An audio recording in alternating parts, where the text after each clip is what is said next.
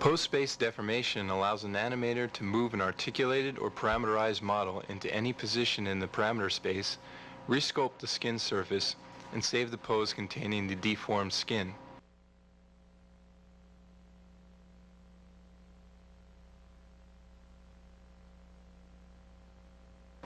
After all poses are saved, Pose Space Deformation will smoothly interpolate the desired deformations.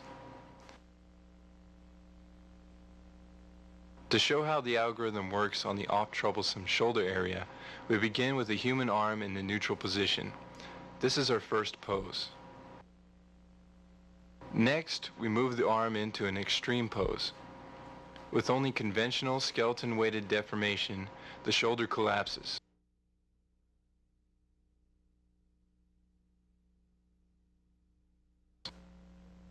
Now, we resculpt the surface to get a more realistic appearance and save the pose. In this articulated figure, the concatenated degrees of freedom of relevant joints define the pose space. When each deformed pose is saved, the rotation values for relevant joints identify the location of that deformation in the pose space. The relevant joints are those that have moved with respect to the rest position. Once we have several poses, the Pose Space Deformation algorithm calculates a smoothly interpolating deformation for each new position between our first pose and the extreme pose.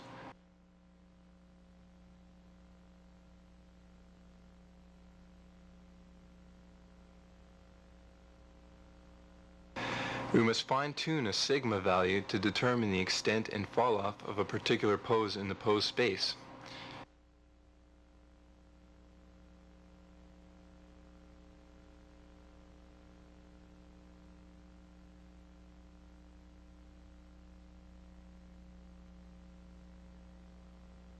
Here's the final rendered animation, which was created using only the two poses you've just seen.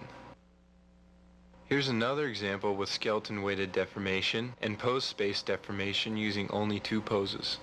Another skeleton-weighted deformation and pose space deformation.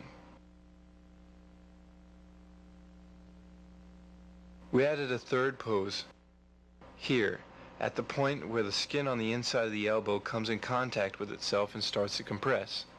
We can continue to resculpt and add new poses in order to have the model deform realistically in any desired position.